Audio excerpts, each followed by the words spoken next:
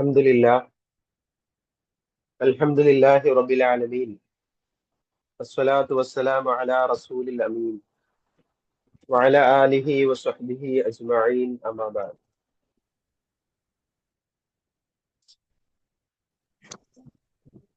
أعوذ بالله من الشيطان الرجيم. بسم الله الرحمن الرحيم. يا أيها الذين آمنوا اتقوا الله حق تقاته ولا تموتن إلا وأنتم مسلمون. رب اشرح لي صدري ويسر لي أمري واحلل عقدة من لساني يفقهوا قولي.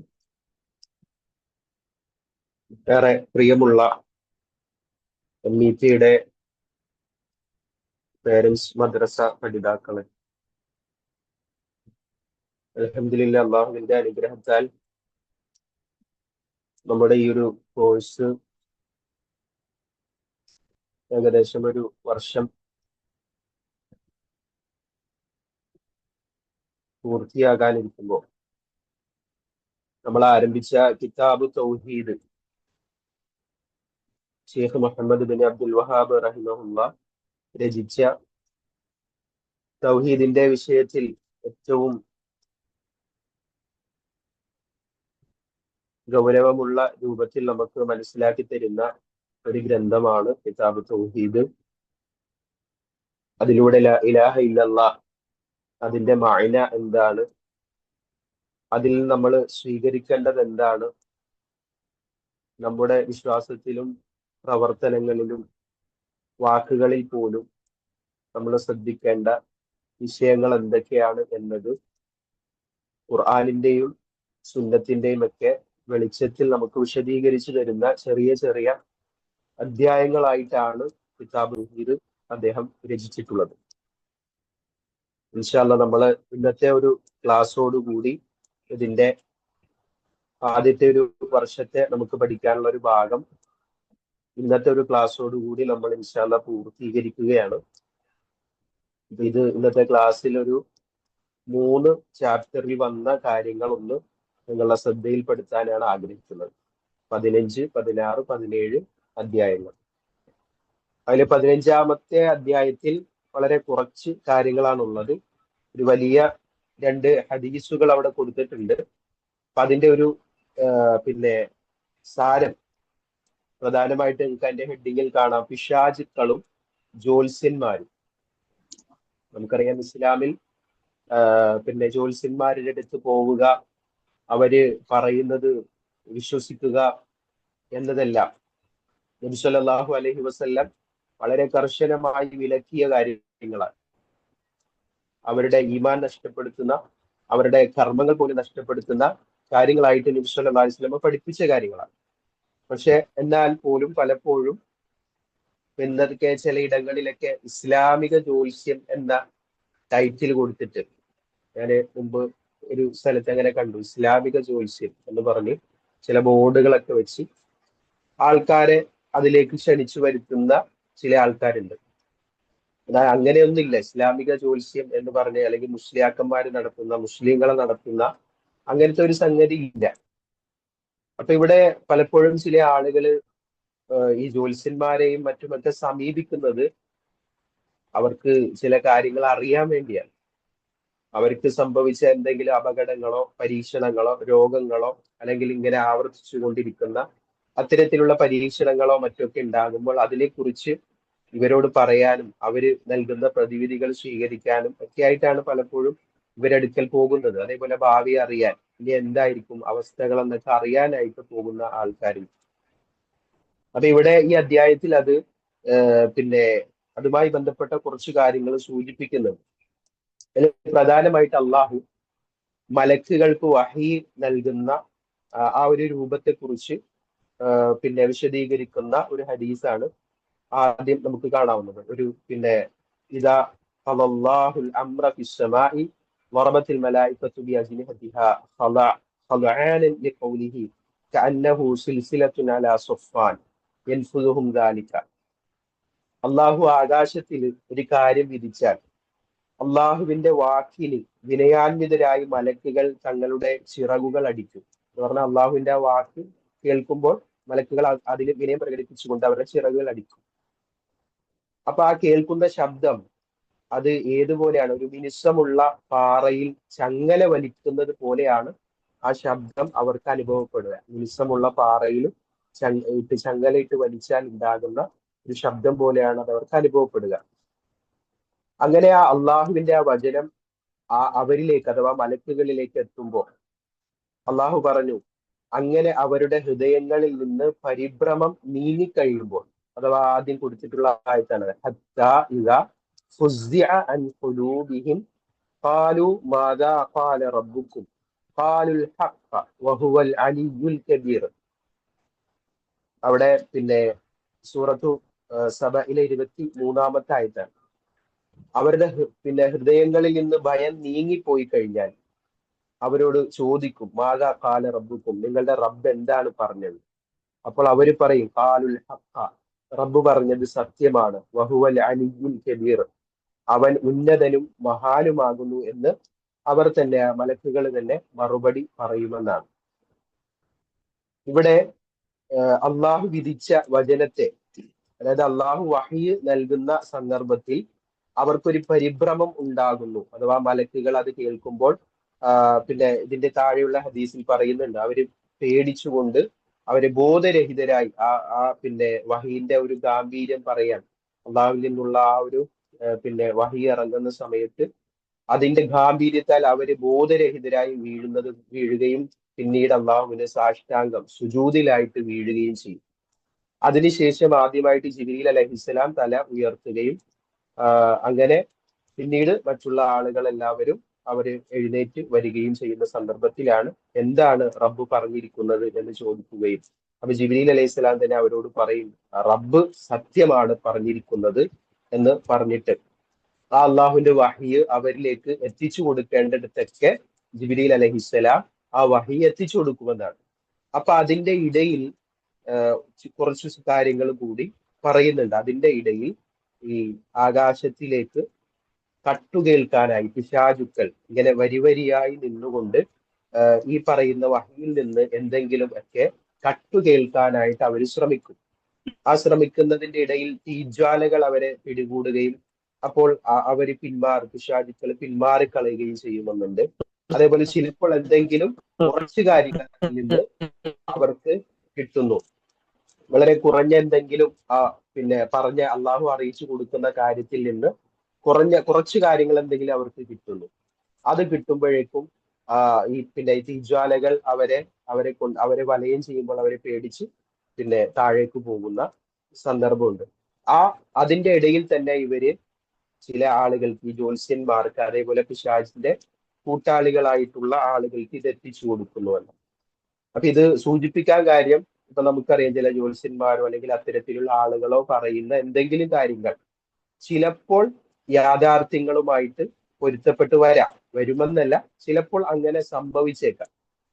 ചിലപ്പോൾ അതുകൊണ്ട് ചില കാര്യങ്ങൾ അവർ പറഞ്ഞത് സത്യമാണല്ലോ എന്ന് ചില ആളുകൾക്ക് തോന്നാം, അല്ലെങ്കിൽ അതങ്ങനെ സംഭവിച്ചല്ലോ എന്ന് ചിലർക്ക് തോന്നാം. അപ്പൊ അത് എങ്ങനെ സംഭവിക്കുന്നു എന്നതിന്റെ ഒരു കാര്യമാണ് അവിടെ വിശദീകരിക്കുന്നത്. അത് പിശാചുക്കൾ ഇങ്ങനെ കേൾക്കുന്നതിൽ നിന്ന് അവര് പിന്നെ അവരുടെ പിന്നെ കൂട്ടാളികൾക്ക് എത്തിച്ചു കൊടുക്കുന്നത്, അഥവാ ജ്യോത്സ്യന്മാർക്കൊക്കെ എത്തിച്ചു കൊടുക്കുന്നതിൽ നിന്ന്, അതിന്റെ കൂട്ടത്തിൽ നബി സല്ലല്ലാഹു അലൈഹി വസല്ലം തന്നെ പറഞ്ഞു, ആ കേൾക്കുന്നതിന്റെ കൂട്ടത്തിൽ നിന്ന് അവർക്ക് കിട്ടുന്നതിൽ നിന്ന് ഒരു 100 കളവുകൾ കൂടി ചേർത്ത് ഈ ജ്യോത്സ്യന്മാർ അല്ലെങ്കിൽ അത്തരത്തിലുള്ള സിഹർ ചെയ്യുന്ന മാരണക്കാരായിട്ടുള്ള ആളുകൾ ജനങ്ങളിലേക്ക് എത്തിക്കുന്നു എന്നാണ്. അപ്പൊ അതില് യാഥാർത്ഥ്യം വളരെ കുറവായിരിക്കും. പക്ഷെ ജനങ്ങളുടെ പ്രത്യേകത എന്താണ്? ഈ വളരെ കുറഞ്ഞ ഒരു യാഥാർത്ഥ്യമായിരിക്കും അവര് എടുത്തു പിടിക്കുന്നതും, അല്ലെങ്കിൽ അതിനായിരിക്കും അവർ മുൻഗണന കൊടുക്കുന്നതും.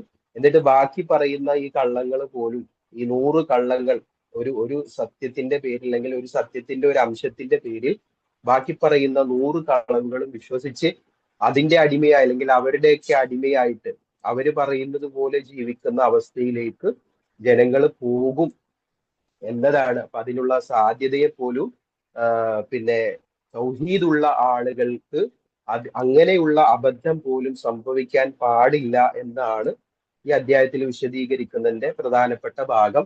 സൂറത്തുൽ ജിന്നിലൊക്കെ ഇതുമായി ബന്ധപ്പെട്ട ഈ ജിന്നുകൾ ചില കാര്യങ്ങൾ കേൾക്കാൻ ശ്രമിക്കുന്നതും, അപ്പോൾ തീജ്വാലകൾ അവരെ തീക്കൊള്ളികൾ കൊണ്ട് അവരെ എറിഞ്ഞ് ഓടിക്കുന്നതും അകറ്റുന്നതും ഒക്കെ ആയിട്ടുള്ള വിശദീകരണങ്ങളൊക്കെ നമുക്ക് കാണാൻ സാധിക്കും.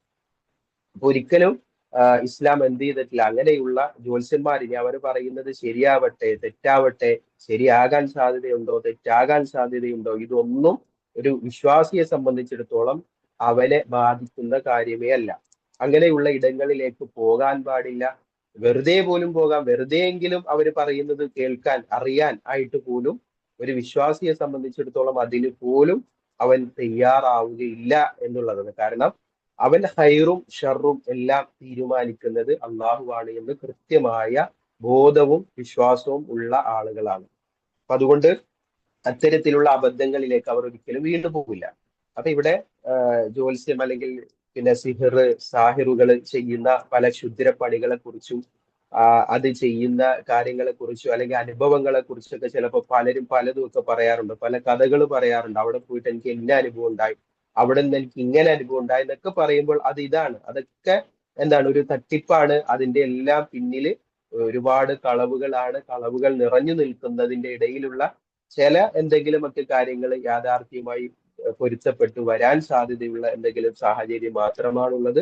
പക്ഷെ അതുപോലും അതിന്റെ പേരിൽ പോലും ഒരു വിശ്വാസി ഒരിക്കലും ഒരു തെറ്റിലേക്ക് പോകാൻ പാടില്ല എന്ന് ഓർമ്മപ്പെടുത്തുന്ന ഒരു അധ്യായം കൂടിയാണ്. അപ്പൊ അതില് ആ ഒരു സംഭവം മാത്രമാണ് വിശദീകരിക്കുന്നത്. അങ്ങനെ ചില കാര്യങ്ങൾ ഉണ്ട് എന്നത് നമ്മൾ മനസ്സിലാക്കാൻ വേണ്ടിയാണ്. ഇനി രണ്ടാമത് പിന്നെ പതിനാറാമത്തെ അധ്യായത്തിൽ ഷഫാഅത്തുമായി ബന്ധപ്പെട്ട കാര്യമാണ് ചർച്ച ചെയ്യുന്നത്. ഇതിനു മുമ്പ് നമ്മൾ വിശദീകരിച്ച ചില അധ്യായങ്ങളിലൊക്കെ ഇതിനെ കുറിച്ച് തന്നെ വിശദീകരണങ്ങൾ വന്നു പോയിട്ടുണ്ട്. അപ്പൊ ഷഫാഅത്ത് എന്ന് പറഞ്ഞാൽ നമുക്കറിയാം, ശുപാർശ എന്താണ് ആ പദത്തിന്റെ അർത്ഥം. ഷഫാഅത്ത് ശുപാർശ നടത്തുക എന്നതാണ്. അപ്പൊ ഇവിടെ പൊതുവിൽ പല രീതിയിലുള്ള ശുപാർശകളെ കുറിച്ച് പിന്നെ വിശ്വാസികളുടെ ഇടയിൽ തന്നെ പല ചർച്ചകളൊക്കെ ഉണ്ട്. ഷഫാഅത്ത് പൂർണ്ണമായിട്ട് അങ്ങനെ ഒരു സംഗതി ഇല്ല എന്ന് പറയുന്ന ആൾക്കാരുണ്ട്. തെറ്റായ ഷഫാഅത്തിനായിട്ട് ഷിർക്ക് പരമായിട്ടുള്ള ഷഫാഅത്തിനായിട്ട് ചോദിക്കുന്ന ആൾക്കാരുണ്ട്. അപ്പൊ എന്താണ് ഷഫാഅത്ത്, അതിലൂടെ എന്താണ്, എന്ത് നേട്ടമാണ്, എന്ത് ഗുണമാണ് ഉണ്ടാവുക എന്നതിനെ കുറിച്ച് മനസ്സിലാക്കി തരുന്ന ഒരു അധ്യായമാണ്. അപ്പൊ അവിടെ 6-ാം അധ്യായത്തിലെ 51-ാമത്തെ ആയത്തിൽ അള്ളാഹു പറയുന്നുണ്ട്, വഅൻദിർ ബിഹില്ലദീന യഖാഫൂന അയ്യുഹ്ശറൂ ഇലാ റബ്ബിഹിം ലൈസ ലഹും മിൻ ദൂനിഹി വലിയ്യുൻ വലാ ശഫീഉൻ ലഅല്ലഹും യത്തഖൂൻ. തങ്ങളുടെ രക്ഷിതാവിലേക്ക് ഒരുമിച്ച് കൂട്ടപ്പെടുമെന്ന് ഭയപ്പെടുന്നവർക്ക് ഇത് മുഖേന നീ താക്കീത് നൽകുക. അഥവാ പിന്നെ അള്ളാഹുവിന്റെ മുമ്പിൽ എല്ലാവരും ഒരുമിച്ച് കൂട്ടപ്പെടും എന്ന് വിശ്വസിക്കുന്ന ആളുകൾക്ക് നീ താക്കീത് കൊടുക്കുക. എന്താണ് താക്കീത്? അവന് പുറമെ യാതൊരു രക്ഷാധികാരിയും ശുപാർശകനും അവർക്കില്ല. ഇതാണ് ഒരു അടിസ്ഥാന വിശ്വാസം. അള്ളാഹുവിന് പുറമെ യാതൊരു രക്ഷാധികാരിയും ഇല്ല, അള്ളാഹുവിന് പുറമെ യാതൊരു ശുപാർശകനും അവർക്കില്ല. അള്ളാഹു പറയുന്നു, ഖുല്ലില്ലാഹി ശഫാഅതു ജമീഅ, ഖുല്ലില്ലാഹി ശഫാഅതു ജമീഅ, അള്ളാഹുവിനാകുന്നു ശുപാർശ മുഴുവനും. അഥവാ ഇനി എന്ത് ശുപാർശ എങ്ങനെയൊക്കെ ഉണ്ടെങ്കിലും അതൊക്കെ അള്ളാഹുവിനുള്ളതാണ് ആ ശുപാർശ. കാരണം എന്താണ്? മൻദല്ലദി യശ്ഫഉ ഇൻദഹു, അള്ളാഹുവിന്റെ അനുവാദ പ്രകാരമല്ലാതെ അള്ളാഹുവിന്റെ അടുക്കൽ ശുപാർശ നടത്താൻ ആരുണ്ട് എന്ന് അള്ളാഹു ചോദിക്കുന്നുണ്ട്. സൂറത്തുൽ ബഖറയിൽ തന്നെ മൻദല്ലദി യശ്ഫഉ ഇൻദഹു ഇല്ലാ ബിഇദ്നി, അള്ളാഹിന്റെ അനുവാദം കൂടാതെ അള്ളാഹുവിന്റെ അടുക്കൽ ശുപാർശ നടത്താൻ ആരുണ്ട്. അപ്പൊ ഇവിടെ അള്ളാഹുവിന്റെ അടുക്കൽ അള്ളാഹുവിന്റെ അനുവാദം കൂടാതെ ശുപാർശ നടത്താൻ ആരുണ്ട് എന്ന് പറഞ്ഞതിൽ അള്ളാഹുവിന്റെ അനുവാദത്തോടു കൂടി നടക്കുന്ന ചില ശുപാർശ ഉണ്ട് എന്ന് വരുന്നുണ്ട്. അള്ളാഹുവിന്റെ അനുവാദത്തോടു കൂടി നടക്കുന്ന ചില ശുപാർശയുണ്ട്. അതിന് തൊട്ടുമുമ്പുള്ള ആയത്തിൽ എന്താ പറഞ്ഞത്? ലൈസ ലഹും മിൻ ദൂനിഹി വലിയ്യും വലാ ശഫീ, അള്ളാഹുവിന് പുറമെ ഒരു രക്ഷാധികാരിയും ഇല്ല, അള്ളാഹുവിന് പുറമെ ഒരു ശുപാർശകനും ഇല്ല എന്നും പറഞ്ഞു. അപ്പൊ അത് രണ്ടും വേർതിരിച്ച് നമ്മൾ മനസ്സിലാക്കേണ്ട ഒരു വിഷയമാണ്. അതേപോലെ എല്ലാ ശുപാർശയും അള്ളാഹുവിനുള്ളതാണ് എന്നും പറഞ്ഞു. അപ്പൊ ഈ ശുപാർശ അതുകൊണ്ടുള്ള ഗുണം അത് യഥാർത്ഥത്തിൽ അള്ളാഹു തന്നെയാണ് നൽകുന്നത്.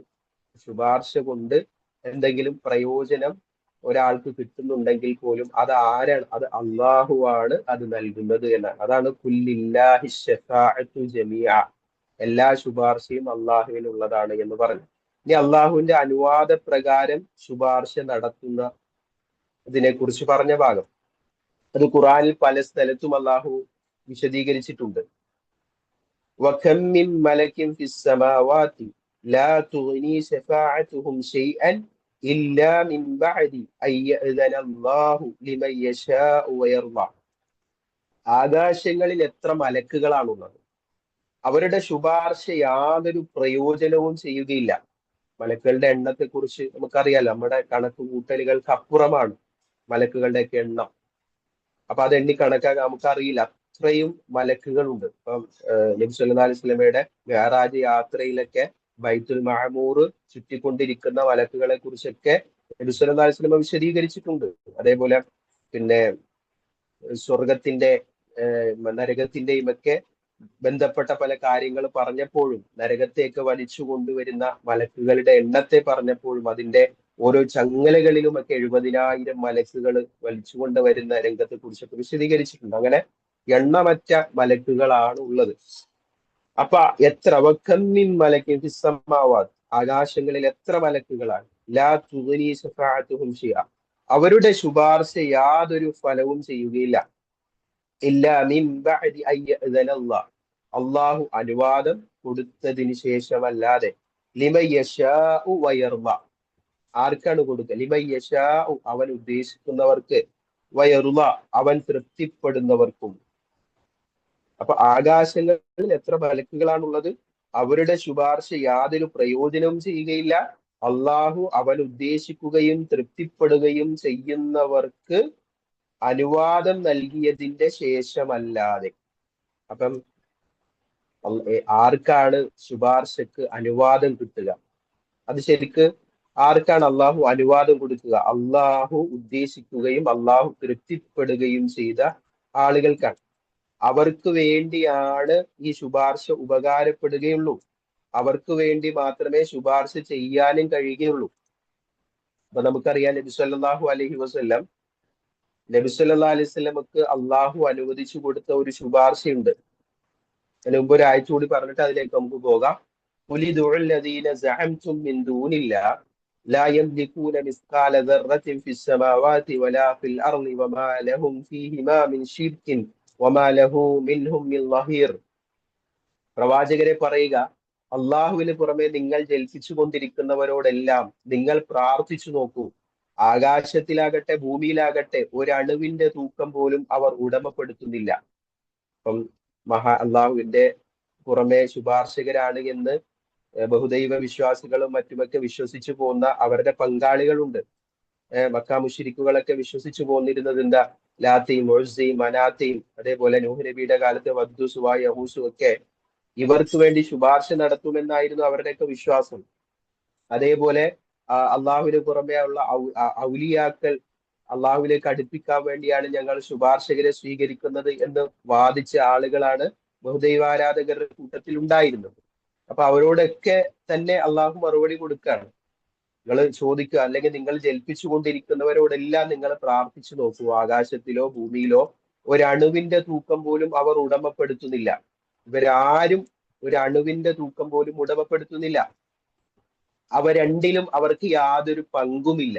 പിന്നെ എങ്ങനെ അവർ ശുപാർശ നടത്തുമെന്നാണ്. അവ രണ്ടിലും അവർക്ക് ഒരു പങ്കുമില്ല. അപ്പൊ അവരുടെ കഴിവ് കൊണ്ട്, ശക്തി കൊണ്ട് ഒരിക്കലും അവർക്ക് ഒന്നും ചെയ്യാനില്ല. കാരണം എന്താ? അവർക്കൊരു പങ്കുമില്ല. ആകാശഭൂമികളിലെ യാതൊരു കാര്യത്തിലും ആധിപത്യത്തിലും ഒന്നും അവർക്ക് ഒരു പങ്കുമില്ല.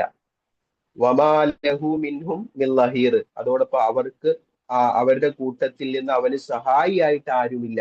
ആർക്കും ഇവരെ സഹായിക്കാനും കഴിയില്ല. അതിനുശേഷം വീണ്ടും അള്ളാഹ് പറഞ്ഞത് വലാ തൻഫഉ ശഫാഅതു ഇൻദഹു ഇല്ലാ ലിമൻ അദിന ലഹു, ആർക്കു വേണ്ടി അവൻ അനുമതി നൽകിയോ അവർക്കല്ലാതെ അവന്റെ അടുക്കൽ ശുപാർശ പ്രയോജനപ്പെടുകയുമില്ല. അള്ളാഹുവിന്റെ അടുക്കൽ ശുപാർശ, ആരെങ്കിലും എന്തെങ്കിലും ശുപാർശ നടത്തിയാൽ ആ ശുപാർശ ഉപകാരപ്പെടണമെങ്കിൽ പോലും അള്ളാഹുവിന്റെ അനുവാദം ഉള്ളവർക്ക് വേണ്ടി മാത്രമേ അവിടെ ശുപാർശ നടത്താൻ കഴിയുകയുള്ളൂ എന്നാണ് ഖുർആൻ വിശദീകരിച്ചിട്ടുള്ളത്. ഇവിടെ ഇബ്നു തൈമിയ റഹിമഹുള്ള പറഞ്ഞ ഒന്ന് രണ്ട് കാര്യങ്ങൾ ഇവിടെ അദ്ദേഹം ഈ കിതാബ് തൗഹീദിൽ എടുത്തു കൊടുത്തതാണ്. അള്ളാഹു താനല്ലാതെ മുശ്രിക്കുകൾ ബന്ധപ്പെടുന്നതെല്ലാം നിരാകരിച്ചു എന്ന് പറഞ്ഞാൽ അന്ന് ജാഹിലിയ കാലഘട്ടത്തിലും ആ ബഹുദൈവാരാധകരും ഒക്കെ പങ്കുചേർത്തുകൊണ്ടിരുന്ന അവര് ശുപാർശകരാണെന്ന് വിശ്വസിച്ചു പോന്നിരുന്ന എല്ലാത്തിനെയും അള്ളാഹു എന്ത് ചെയ്തു? നിഷേധിച്ചു. അഥവാ കുലിദു വല്ലദീന സഅംതും മിൻ ദൂനില്ല എന്ന് പറഞ്ഞതിൽ നിന്ന് അവയെ എല്ലാം അള്ളാഹു എന്ത് ചെയ്തു? ഒഴിവാക്കി. അവർക്കൊന്നും യാതൊരു കഴിവും ഇല്ല എന്ന് അള്ളാഹു ബോധ്യപ്പെടുത്തി. അതേപോലെ താനല്ലാത്തവർക്ക് ആധിപത്യം ഉണ്ടാകുന്നതിനെയും അല്ലെങ്കിൽ അതിൽ നിന്നൊരു വിഹിതം ഉണ്ടാകുന്നതിനെയും അവൻ നിരാകരിച്ചു. എന്ന് പറഞ്ഞാൽ ആകാശഭൂമികളിൽ അള്ളാഹുവിന് പുറമെ ആർക്കും ഒരു ആധിപത്യവും ഇല്ല, ആധിപത്യം എന്നല്ല അതിന്റെ ഒരു അംശം പോലും ഇല്ല എന്നും പറഞ്ഞുകൊണ്ട് അതിനെയും അള്ളാഹു നിഷേധിച്ചു. അതേപോലെ അള്ളാഹുവിന് സഹായിയാവുക എന്നതിനെയും നിരാകരിച്ചു. അഥവാ അള്ളാഹുവിന് പുറമെ മറ്റുള്ളവരെ സഹായിക്കാനായിട്ടും അള്ളാഹു അവിടെ ആരെയും ഏർപ്പെടുത്തിയിട്ടില്ല എന്നും പറഞ്ഞു. ഇനി ഷഫാഅത്താണ് ബാക്കിയുള്ളത്. ഷഫാഅത്താണ് ബാക്കിയുള്ളത്. അപ്പൊ അവിടെ അള്ളാഹു പറഞ്ഞത് എന്താണ്? അവിടെ അള്ളാഹു വ്യക്തമാക്കി, റബ്ബ് ആർക്കാണോ അനുവാദം നൽകുന്നത് അവർക്കല്ലാതെ ഷഫാഅത്ത് ഉപകരിക്കുകയില്ല. അള്ളാഹു അനുവാദം കൊടുക്കുന്നവർക്ക് വേണ്ടി മാത്രമേ ഷഫാഅത്ത് ഉപകരിക്കുകയുള്ളൂ. അള്ളാഹു അവൻ തൃപ്തിപ്പെട്ടവർക്ക് വേണ്ടി അല്ലാതെ അവർ ശുപാർശ ചെയ്യുകയും ഇല്ല. അപ്പം ഈ പറഞ്ഞ ആയത്തുകളിൽ നിന്നെല്ലാം നമ്മൾ മനസ്സിലാക്കേണ്ട കാര്യം, അവിടെ ആർക്കും ശുപാർശ ചെയ്യാൻ കഴിയില്ല. നമ്മൾ ഇപ്പൊ ആളുകളൊക്കെ പറയുന്നത് പോലെ പിന്നെ മഹാന്മാർക്കോ അതല്ലെങ്കിൽ പിന്നെ ബദിരീങ്ങളോ അതേപോലെ മുഹദ്ദി ഷേഖ് ഇന്നത്തെ കാലത്തൊക്കെ മാല മൗലൂദുകളിലൂടെയൊക്കെ ആളുകൾ പാടിക്കൊണ്ടിരിക്കുന്നത് അവരൊക്കെ ഞങ്ങളെ അവിടെ രക്ഷിക്കും എന്നാണ്, അല്ലെങ്കിൽ അവിടെ അവര് ഞങ്ങൾക്ക് വലിയായി വരും എന്നാണ്.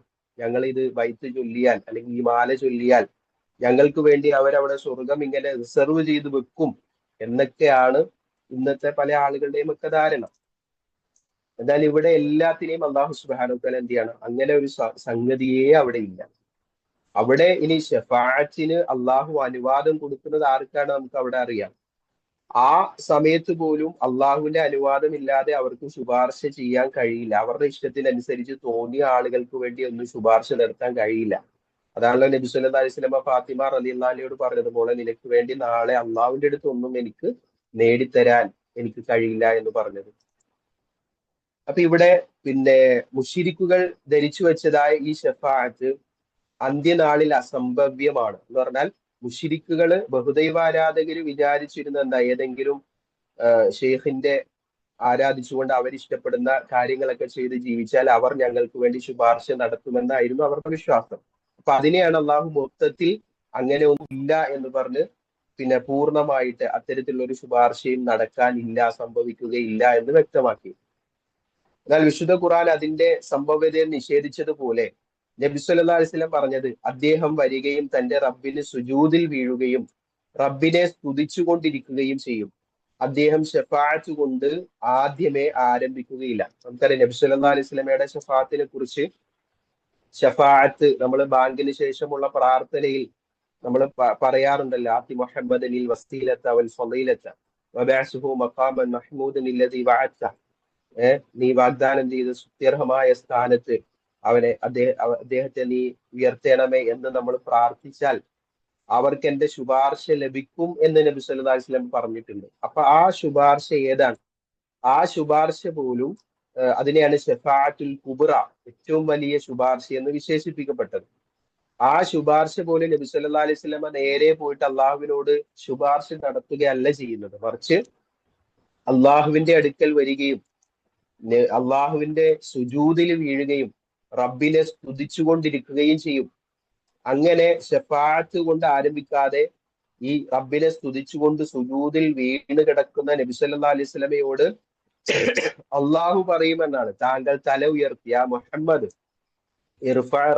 മുഹമ്മദെ താങ്കളുടെ തല ഉയർത്തൂ, താങ്കളുടെ വാക്ക് കേൾക്കപ്പെടും, ചോദിക്കൂ, താങ്കൾ ചോദിക്കുന്നത് നൽകപ്പെടും, ശുപാർശ പറയൂ, താങ്കളുടെ ശുപാർശ സ്വീകരിക്കപ്പെടും. അപ്പൊ അള്ളാഹു അനുവാദം കൊടുക്കുകയാണ്. ആ അനുവാദം കൊടുത്താലല്ലാതെ മുഹമ്മദ് നബി സല്ലല്ലാഹു അലൈഹി വസല്ലമക്കും അവിടെ എന്ത് ചെയ്യാൻ കഴിയില്ല, ഈ പറഞ്ഞ ശുപാർശ അല്ലെങ്കിൽ അള്ളാഹുവിനോട് ആ കാര്യം പറയാൻ നബി സല്ലല്ലാഹു അലൈഹി വസല്ലമക്ക് പോലും കഴിയില്ല. ഈ ശുപാർശ എപ്പോഴാണ് ഏതാണെന്ന് നമുക്കറിയാം. എന്താണ്, എല്ലാവരും വിചാരണ പ്രതീക്ഷിച്ചു കൊണ്ടിരിക്കുമ്പോൾ പിന്നെ ആ വിചാരണയുടെ ദിവസം, ദൈർഘ്യം, അതിന്റെ പ്രയാസം, അതിന്റെ എന്താണ് 1000 50,000 വർഷം ദൈർഘ്യമുള്ളതുപോലെ ആളുകൾക്ക് അനുഭവപ്പെട്ടു പോകുന്ന, സൂര്യൻ നമ്മുടെ തലക്ക് മുകളിൽ ഉദിച്ചു നിൽക്കുന്ന ഒരു ചാണിന്റെ അത്രയും എന്നൊക്കെ വിശദീകരിക്കപ്പെട്ടിട്ടുള്ള അത്രയും അടുത്ത് സമീപത്ത് സൂര്യൻ സ്ഥിതി ചെയ്യുമ്പോൾ മനുഷ്യൻ വിയർപ്പിൽ മുങ്ങി അവന്റെ കർമ്മങ്ങളുടെ തിന്മകളുടെ തോതനുസരിച്ചുകൊണ്ട് അത്രയും പ്രയാസത്തിൽ നിൽക്കുന്ന ആ സാഹചര്യം മറികടക്കാനാണ് എല്ലാവരും ആഗ്രഹിക്കുക. തെറ്റ് ചെയ്തവരാകട്ടെ നന്മ ചെയ്തവരാകട്ടെ എല്ലാവരുടെയും അപ്പോഴത്തെ ആഗ്രഹം എന്താണ്, ആ ആ മഹ്ശറയിൽ ഒന്ന് വിചാരണ ആരംഭിച്ച് കിട്ടുക എന്നതാണ് ആ സമയത്ത് അവരുടെയൊക്കെ ഏറ്റവും വലിയ ആഗ്രഹം. അപ്പൊ അതിനുവേണ്ടി അവരിങ്ങനെ ആഗ്രഹിച്ചുകൊണ്ടിരിക്കും, അന്വേഷിച്ചുകൊണ്ടിരിക്കും, ഇങ്ങനെ പറഞ്ഞുകൊണ്ടിരിക്കും. അപ്പൊ ആ സമയത്താണ് നബി സല്ലല്ലാഹു അലൈഹി വസല്ലമക്ക് മാത്രം അള്ളാഹുവിനോട് അതിനെക്കുറിച്ച് പറയാനുള്ള അനുവാദം ഉള്ളൂ.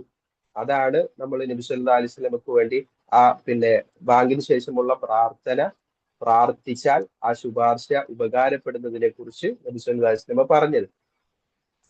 അപ്പൊ അങ്ങനെ നബി സല്ലല്ലാഹു അലൈഹി വസല്ലമക്ക് നൽകപ്പെടുന്ന അവസരം അള്ളാഹുവിന്റെ അനുമതി പ്രകാരം നബി സല്ലല്ലാഹു അലൈഹി വസല്ലമ സ്വീകരിക്കുകയും അങ്ങനെ ഉമ്മത്തിന് വേണ്ടി അള്ളാഹുവിനോട് ശുപാർശ നടത്തുകയും അങ്ങനെ അള്ളാഹു വിചാരണ ആരംഭിക്കാനായിട്ട് വരികയും ചെയ്യും. അതിനെക്കുറിച്ചാണ് ശഫാഅത്തുൽ കുബ്ര എന്ന് വിശേഷിപ്പിക്കപ്പെട്ടത്.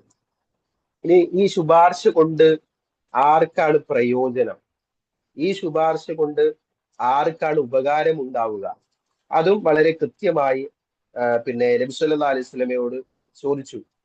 ജനങ്ങളിൽ താങ്കളുടെ ശുപാർശ ലഭിക്കുന്ന അതിഭാഗ്യവാൻ ആരാണ്? ആ ശുപാർശ കൊണ്ട് ഭാഗ്യം ലഭിക്കുന്ന അതിഭാഗ്യവാനായിട്ടുള്ള ആൾ ആരാണ്? അപ്പൊ നബി സല്ലല്ലാഹു അലൈഹി വസല്ലം പറഞ്ഞു, ലാ ഇലാഹ ഇല്ലല്ലാഹു എന്ന് ഖൽബിൽ ഇഖ്ലാസോടുകൂടി പറഞ്ഞവൻ ആരാണോ അവനാണ്.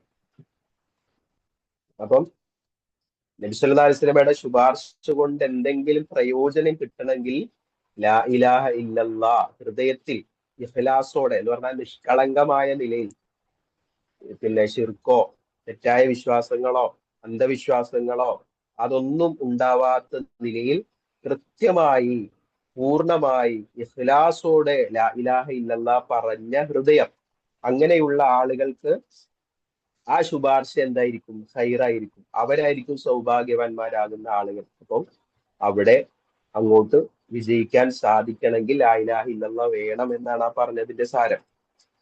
അപ്പോൾ പ്രസ്തുത ഷഫാഅത്ത് അള്ളാഹുവിന്റെ അനുവാദ പ്രകാരം ഇഖ്ലാസിന്റെ ആളുകൾക്കാണ്. അള്ളാഹുവിൽ ഷിർക്ക് വെക്കുന്നവർക്ക് അത് ഉണ്ടാവുകയില്ല. കാരണം അതുകൊണ്ടുള്ള പ്രയോജനം അള്ളാഹുവിൽ പങ്കുചേർത്ത ആളുകളെ സംബന്ധിച്ചിടത്തോളം ആ ഉപകാരം അവർക്ക് കിട്ടുന്നില്ല. കാരണം എന്താ? പിന്നീട് അങ്ങോട്ട് ശിക്ഷയാണ്, പ്രയാസത്തിന്റെ മേൽ പ്രയാസമാണ് അവർക്ക് ഇനി അവിടെ ലഭിക്കാനിരിക്കുന്നത്. അപ്പൊ അതുകൊണ്ട് പിന്നെ വിശുദ്ധ ഖുർആൻ നിരാകരിച്ച്, അഥവാ വിശുദ്ധ ഖുർആൻ തെറ്റാണ് എന്ന് പറഞ്ഞ പിന്നെ എന്താണ് ഷിർക്കിൻ്റെതായിട്ടുള്ള ശുപാർശ ബഹുദൈവാരാധകരായിട്ടുള്ള ആളുകൾ അവര് വിചാരിച്ചു പോന്നിരുന്ന എന്താണ്, ഈ മഹാത്മാക്കൾ, ഈ പുണ്യവാന്മാരായ ആളുകൾ ഞങ്ങൾക്ക് വേണ്ടി അള്ളാഹുവിന്റെ അടുത്ത് ശുപാർശ നടത്തും എന്നാണ്.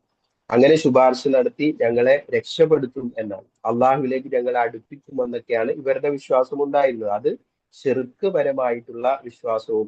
അങ്ങനെ ആ ശഫാഅത്തിനെ മുൻനിർത്തിക്കൊണ്ട് അവരോട് പ്രാർത്ഥിക്കുകയും ചെയ്യുന്നതൊക്കെ നമുക്ക് കാണാം ഇന്നും. അപ്പൊ അത്തരത്തിലുള്ള പ്രാർത്ഥനകളും സഹായതേട്ടങ്ങളും വിശ്വാസവും അത് തികച്ചും ശിർക്കാണ് എന്ന് ബോധ്യപ്പെടുത്തുകയും, ഇനി ശുപാർശ ഏതെങ്കിലും തരത്തിൽ ഉണ്ടെങ്കിൽ തന്നെ അത് പിന്നെ അള്ളാഹു ഇഷ്ടപ്പെട്ട തൃപ്തിപ്പെട്ട തൗഹീദുള്ള അള്ളാഹു പറഞ്ഞത് അനുസരിച്ചുകൊണ്ട് ജീവിച്ച ആളുകൾക്ക് പ്രയോജനപ്പെടുന്ന, അവർക്ക് മാത്രം പ്രയോജനപ്പെടുന്ന തരത്തിലുള്ള ശുപാർശകൾ മാത്രമാണ് അള്ളാഹുവിന്റെ അടുക്കൽ ഉപകാരപ്പെടുക.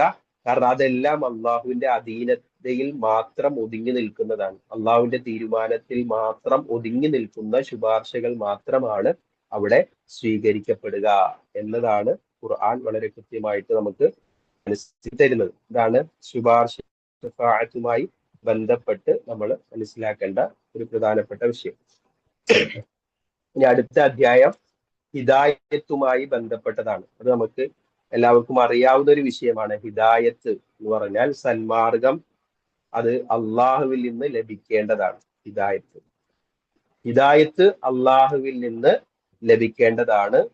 അത് പിന്നെ ലഭിക്കുന്ന ആളുകളുണ്ട്, ലഭിക്കാതെ പോകുന്ന ആൾക്കാരുണ്ട്. അത് ലഭിച്ചാൽ വലിയ അനുഗ്രഹമാണ്, അത് ലഭിക്കാതെ പോയാൽ വലിയ നഷ്ടവുമാണ്. അതില് പ്രധാനമായിട്ട് ഇവിടെ കൊടുത്തിട്ടുള്ളത് നബി സല്ലല്ലാഹു അലൈഹി വസല്ലം അദ്ദേഹത്തിന്റെ പിതൃവ്യനായിരുന്ന അബൂ താലിബും ആയിട്ടുണ്ടായിരുന്ന ബന്ധം നമുക്കറിയാം. നബി സല്ലല്ലാഹു അലൈഹി വസല്ലമയെ ഒരുപാട് സഹായിച്ചു. ഒരുപാട് ചെറുപ്പം മുതൽ പിതാവിന്റെയും അബ്ദുൽ മുത്തലിബിന്റെ ഒക്കെ മരണശേഷം നബി സല്ലല്ലാഹു അലൈഹി വസല്ലമയെ വളരെ സ്നേഹിച്ച് ലാളിച്ചു വളർത്തി വലുതായ ശത്രുക്കളിൽ നിന്ന് ഏകദേശം മരണം വരെ നബി സല്ലല്ലാഹു അലൈഹി വസല്ലമയൊക്കെ സംരക്ഷിക്കാനൊക്കെ വലിയ മുൻപന്തിയിൽ നിന്ന അബൂ താലിബുമായി ബന്ധപ്പെട്ട വിഷയം, അതുമായി ബന്ധപ്പെട്ട ഒരു ആയത്താണ് ഇന്നക ലാ തഹ്ദി മൻ അഹ്ബബ്ത വലാകിന്നല്ലാഹ യഹ്ദി മൻ യശാ. അല്ലാഹു പറയാണ് ഇന്നക ലാ തഹ്ദി മൻ അഹ്ബബ്ത, തീർച്ചയായും നിനക്ക് ഇഷ്ടപ്പെട്ടവരെ നിനക്ക് നേർവഴിയിലാക്കാനാവില്ല.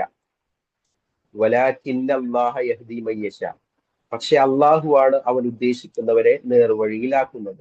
വഹുവ അഅലമു ബിൽ മുഹ്തദീൻ, അവൻ സന്മാർഗം പ്രാപിച്ചവരെ കുറിച്ച് നല്ലവണ്ണം അറിയുന്നവനാണ്. അതേപോലെ മറ്റൊരായത്തിൽ അല്ലാഹു പറഞ്ഞു മാകാന ലിന്നബിയ്യി വല്ലദീന ആമനു, ഒരു പ്രവാചകനോ അതല്ലെങ്കിൽ വിശ്വാസികൾക്കോ പാടില്ല അയ്യസ്തഗ്ഫിറൂ ലിൽ മുശ്രിക്കീന, ബഹുദൈവ വിശ്വാസികൾക്ക് വേണ്ടി പാപമോചനത്തിന് വേണ്ടി പ്രാർത്ഥിക്കുക എന്നത്. വലൗകാനു ഉലി ഖുർബ, അവരടുത്ത ബന്ധുക്കളായിരുന്നാലും മിൻ ബഅദി മാ തബയ്യന ലഹും അന്നഹും അസ്ഹാബുൽ ജഹീം, അവരെ ജ്വലിക്കുന്ന നരകത്തിന്റെ ആളുകളാണ് എന്ന് ബോധ്യപ്പെട്ടതിന് ശേഷവും അവർക്ക് വേണ്ടി പ്രാർത്ഥിക്കുക, ഇസ്തിഗ്ഫാർ നടത്തുക എന്നുള്ളത് ഒരു പ്രവാചകന് തീരെ പാടില്ല. അതേപോലെ വിശ്വാസികൾക്കും അത് പാടില്ലാത്ത കാര്യമാണ് എന്ന് സൂറത്തു തൗബയുടെ 113 ആയത്തിൽ അള്ളാഹു ഓർമ്മപ്പെടുത്തുന്നു. ഇത് രണ്ടും ഈ നബി സല്ലല്ലാഹു അലൈഹി വസല്ലമയുടെ ഈ അബൂ താലിബുമായി ബന്ധപ്പെട്ട ഒരു വിഷയത്തിലാണ് അവതരിച്ചതെന്നാണ്. അപ്പൊ അബൂ താലിബ് മരണാസന്നനായി കിടക്കുന്ന സംഭവമുള്ള ആ സമയത്ത് ഉണ്ടായിട്ട് സംഭവം കൂടി ഇതിൽ കൊടുത്തിട്ടുണ്ട്. അബൂ താലിബിന് വഫാത്തിന്റെ സമയമായപ്പോൾ അദ്ദേഹത്തിന്റെ അരികിലേക്ക് അള്ളാഹുവിന്റെ റസൂൽ സല്ലല്ലാഹു അലൈഹി വസല്ലമ ചെന്നു. അപ്പോൾ അദ്ദേഹത്തിന്റെ അരികിൽ അബ്ദുല്ലാഹിബിന് അബി ഉമയ്യയും അബൂജഹലും ഉണ്ടായിരുന്നു. അവര് അവിശ്വാസികളാണ്, ബഹുദൈവ വിശ്വാസികളാണ്, നമുക്കറിയാം. അബൂജഹലും അബ്ദുല്ലാഹിബിനു അബി ഉമയ്യയും. അപ്പൊ നബി സല്ലല്ലാഹു അലൈഹി വസല്ലം അബൂ താലിബിനോട് പറയാണ് യാ അമ്മി ഖുൽ ലാ ഇലാഹ ഇല്ലല്ലാഹ്, അല്ലയോ പിതൃവ്യ താങ്കൾ ലാ ഇലാഹ ഇല്ലല്ലാഹ് പറയൂ, എങ്കിൽ അള്ളാഹുവിന്റെ അടുക്കൽ താങ്കൾക്ക് വേണ്ടി എനിക്ക് പ്രാർത്ഥിക്കാം, എനിക്ക് ചോദിക്കാം, എനിക്ക് എന്തെങ്കിലും ന്യായം പറയാം, അതുകൊണ്ട് ലാ ഇലാഹ ഇല്ലല്ലാഹ് പറയൂ. അപ്പോ ഇത് നബി സല്ലല്ലാഹു അലൈഹി വസല്ലം പറയുമ്പോൾ ഈ അബൂ ഉമയ്യയും പിന്നെ അബൂജഹലും അബൂ താലിബിനെ നോക്കിക്കൊണ്ട് താങ്കൾ അബ്ദുൽ മുത്തലിബിന്റെ മില്ലത്തിൽ നിന്ന് വിമുഖത കാണിക്കുകയാണോ എന്ന് ചോദിച്ചു. അപ്പോ അബൂ താലിബ് ഒന്നും മിണ്ടാതിരിക്കും. വീണ്ടും നബി സല്ലല്ലാഹു അലൈഹി വസല്ലം ദിവ്യ ലാ ഇലാഹ ഇല്ലല്ലാഹ് പറയൂ എന്ന് പറയുമ്പോൾ വീണ്ടും ഈ അബൂജഹലും അബൂ ഉമയ്യയും അബ്ദുൽ മുത്തലിബിന്റെ മില്ലത്തിൽ നിന്ന് ഒഴിഞ്ഞു മാറുകയാണോ എന്ന് ചോദിക്കും. അങ്ങനെ അവസാനം ഈ അബ്ദുൽ മുത്തലിബിന്റെ മില്ലത്തിൽ തന്നെയാണ് എന്ന് അബൂ താലിബ് പറഞ്ഞുകൊണ്ടാണ് അദ്ദേഹം മരണപ്പെടുന്നത്. അപ്പൊ അതിന് നബി സല്ലല്ലാഹു അലൈഹി വസല്ലമക്ക് വല്ലാത്ത മാനസികമായ വിഷമം ഉണ്ടായിരുന്നു, സങ്കടം ഉണ്ടായിരുന്നു. കാരണം അത്രമാത്രം പിന്നെ അബൂ താലിബുമായിട്ട് നബി സല്ലല്ലാഹു അലൈഹി വസല്ലമക്ക് ബന്ധം ഉണ്ടായിരുന്നു. ഒരു പിതാവിനെ പോലെ നബി സല്ലല്ലാഹു അലൈഹി വസല്ലമയെ സംരക്ഷിച്ച ആളെന്ന നിലയിൽ നബി സല്ലല്ലാഹു അലൈഹി വസല്ലമക്ക് വല്ലാത്ത ദുഃഖമുണ്ടായിരുന്നു. അതുകൊണ്ടാണ് നിനക്ക് ഇഷ്ടപ്പെട്ടവരെ ഹിദായത്തിലാക്കാൻ നിനക്ക് കഴിയില്ല എന്ന് നബി സല്ലല്ലാഹു അലൈഹി വസല്ലമയെ അഭിസംബോധന ചെയ്തുകൊണ്ട് തന്നെ ആയത്ത് അവതരിപ്പിച്ചത്. അത് മനസ്സിലാക്കാനും കൂടി വേണ്ടിയാണ്. അപ്പൊ അള്ളാഹു ആണ് ഹിദായത്ത് നൽകുന്നത് എന്ന് വളരെ നമുക്കൊക്കെ ബോധ്യപ്പെടുന്ന ഒരു സംഭവം കൂടിയാണ് അബൂ താലിബിന്റെ. കാരണം ഹിദായത്ത് കിട്ടാനായിരുന്നെങ്കിലുള്ള എല്ലാ അവസരങ്ങളും പിന്നെ ഉണ്ടായിട്ടും ലാ ഇലാഹ ഇല്ലല്ലാഹ് പറയാൻ കഴിഞ്ഞില്ല എന്നുള്ളതാണ്. അതിനുള്ളൊരു തൗഫീഖ് കിട്ടാതെ പോയി എന്നുള്ളതാണ് അബൂ താലിബിന്റെ വിഷയത്തില് ആ ചരിത്രത്തിലെ സംഭവത്തിൽ നമുക്ക് മനസ്സിലാക്കാൻ കഴിയുന്നത്. അപ്പൊ അതുകൊണ്ട് നമുക്കൊക്കെ കിട്ടിയത് വലിയ അനുഗ്രഹമാണ് നമ്മൾ തിരിച്ചറിയുക. നമുക്ക് ലാ ഇലാഹ ഇല്ലല്ലാഹ് പറയാൻ കഴിഞ്ഞു.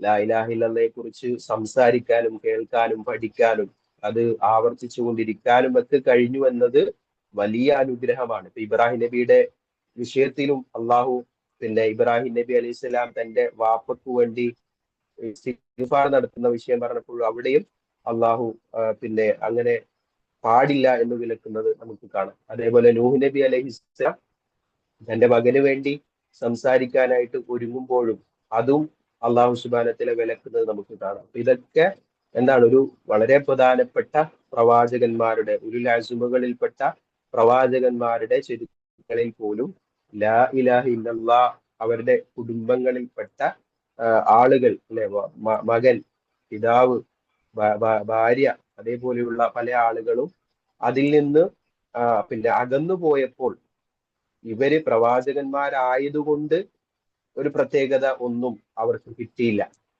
അല്ലെങ്കിൽ പ്രവാചകന്മാരായതുകൊണ്ട് മാത്രം അവരുടെ കുടുംബങ്ങളിലുള്ള എല്ലാവരിലേക്കും അത് എത്തിച്ചു കൊടുക്കാൻ, ആ ഹിദായത്ത് പകർന്നു കൊടുക്കാൻ അവർക്ക് കഴിഞ്ഞിട്ടില്ല. അപ്പം അതുകൊണ്ടാണ് അത് അള്ളാഹു, നമ്മൾ പരിശ്രമിക്കണം. അവർ ശ്രമിച്ചു, അവരുടെ ദൗത്യം പരമാവധി അതിനുവേണ്ടി അവരെന്ത് നടത്തി, പരിശ്രമങ്ങൾ നടത്തി.